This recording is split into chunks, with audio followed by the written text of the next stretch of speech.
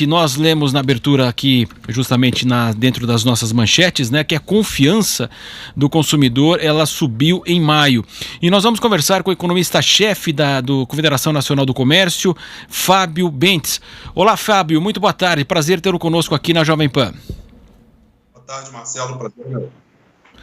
Então, Fábio, nós tivemos, claro, a partir da segunda quinzena, né, de março, né, quando houve praticamente a adoção de quarentena nas grandes cidades do país, uma queda abrupta em razão do fechamento do comércio, fechamento dos shoppings. Abril também um mês bastante difícil, maio, o Dia das Mães. O que você pode falar em relação à movimentação e esse leve aumento em relação à confiança do consumidor? Bom, na realidade o que a gente vem percebendo, Marcelo, semana a semana, é um acúmulo de perdas no comércio. O comércio, nas últimas 9 semanas, acumulou uma perda de 155 bilhões de reais. Claro que isso é uma média, é um somatório, na realidade, dessas 9 semanas, mas o que a gente percebe é que as perdas, conforme você colocou, elas atingiram um pico no final de março. E de lá para cá a gente vem observando perdas significativas, mas menos intensas. A gente atribui isso a 2 fatores. Primeiro, o comércio não está de braços cruzados diante da pandemia.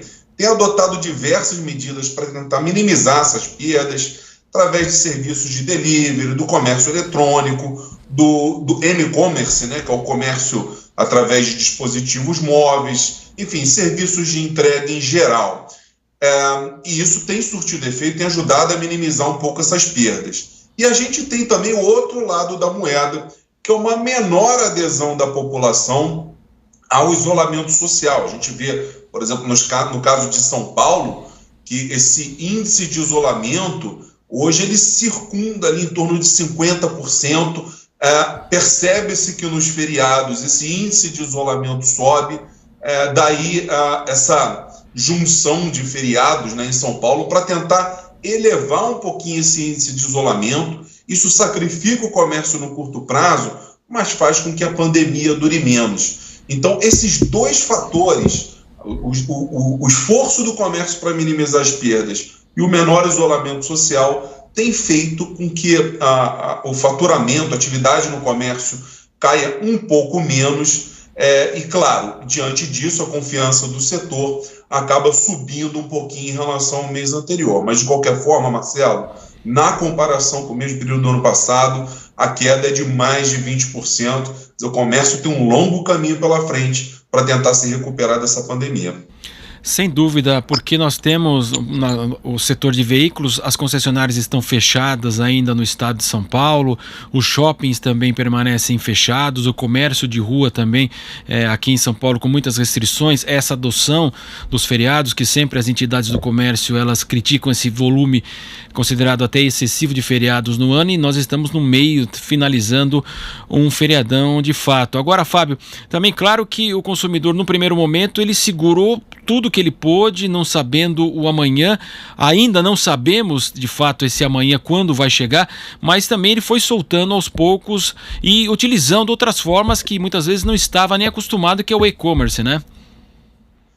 A gente, antes da pandemia, Marcelo, começar, o percentual do e-commerce em tudo que o varejo vende era de aproximadamente 4%, 5%, isso variava um pouquinho de região para região, mas pode dizer que na média do Brasil ficava entre 4% e 5%. Não tenha dúvida de que essa digitalização do comércio ganhou bastante força ao longo da pandemia, por conta da necessidade dos consumidores terem acesso a produtos que eles passaram a não ter por conta do isolamento social. Então, certamente, isso varia também muito de setor para setor, mas esse índice, vamos dizer assim, de digitalização do consumo dobrou ou triplicou mesmo até durante a crise. Agora, é bom lembrar que o Brasil ainda sofre de um baixo acesso a esses meios, esses canais de comercialização. Muitos consumidores não têm internet nos seus dispositivos móveis ou mesmo em casa e não têm um hábito, muitos não têm cartão de crédito. 50 milhões de brasileiros, segundo o Banco Central, não têm, não são desbancarizados, né? Isso dificulta muito ação do varejo de tentar investir mais no comércio eletrônico. Agora, não tenha dúvida, essa tendência de digitalização do consumo através de meios eletrônicos veio para ficar, uma tendência que já vinha dos últimos anos e se reforçou durante a crise, especialmente naqueles segmentos que têm estabelecimentos fechados. Você citou comércio automotivo, que não é só venda de automóveis, mas de autopeças também, vestuário, móveis, eletrodomésticos, ou seja, o varejo não essencial, que é o que está mais sofrendo com a crise nesse momento, seguramente é onde o comércio eletrônico mais avançou. Hoje o Boletim Focus ele mostrou aí uma expectativa de queda do PIB superior a 5%, o mercado faz até projeções mais pessimistas, e nós estamos ainda nessa pandemia, a achatar a curva não caiu ainda. O que você imagina, Fábio, para esse ano ainda? Dá para ter uma noção ou ainda estamos num ambiente que não é possível fazer uma previsão? A gente vê, Marcelo, como que essas previsões elas vêm sendo corrigidas de forma bastante significativa semana a semana. Hoje o Boletim Focus, essa pesquisa que você citou, aponta para uma queda de quase 6% no PIB. Há uma semana atrás era de 5,1%, 5,2%.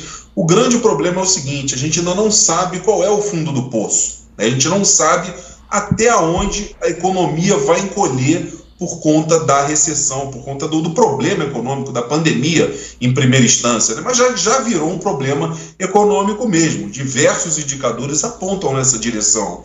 Queda na concessão de crédito, a inflação baixa, que em princípio parece ser uma boa notícia, é um reflexo da falta de demanda na economia. E nesse momento, sem dúvida alguma, o mais dramático dos problemas, que é o aumento do desemprego. A quantidade de pedidos de seguro-desemprego no Brasil cresceu muito durante a recessão, foi assim nos outros países. A gente já via, antes mesmo da pandemia, uma grande dificuldade do país baixar as taxas de desemprego. Seguramente isso não ocorre nesse segundo semestre, a gente vai continuar com desemprego elevado, infelizmente. Ainda não é possível dizer até onde vai essa crise. Isso vai depender, conforme você colocou, do achatamento dessa curva, a gente tentar fazer com que o número de casos comece a se reduzir para que a gente possa, de maneira responsável, flexibilizar o isolamento social e aí a economia vai engrenando de novo. Mas esse é um processo lento, não só no Brasil, mas tem sido assim em todas as economias de mercado, Europa, Estados Unidos e na Ásia também. Sem dúvida, e não haveria, claro, também um consumo represado. Claro que amanhã, se abrir o comércio, vai ser muito difícil, a reação dos consumidores não vai ser pegar o carro e já seguir para um shopping, seguir para uma região comercial. O setor de serviços que deixou de faturar não tem como recuperar isso.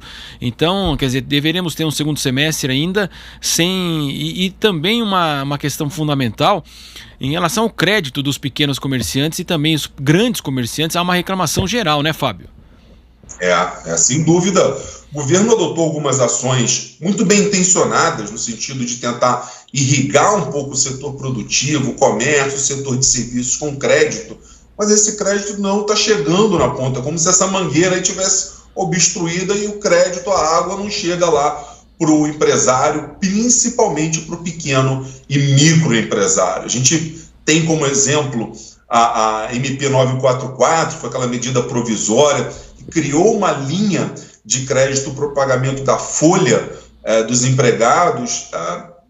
Nem 2% dos recursos foram aprovados, né, no final, até agora, até esse momento. Quer dizer, a intenção foi boa, mas os próprios bancos estão com medo enorme de emprestar nesse momento, estão com medo da inadimplência do consumidor, estão com medo da quebradeira de empresas, inadimplência por parte de pessoa jurídica também.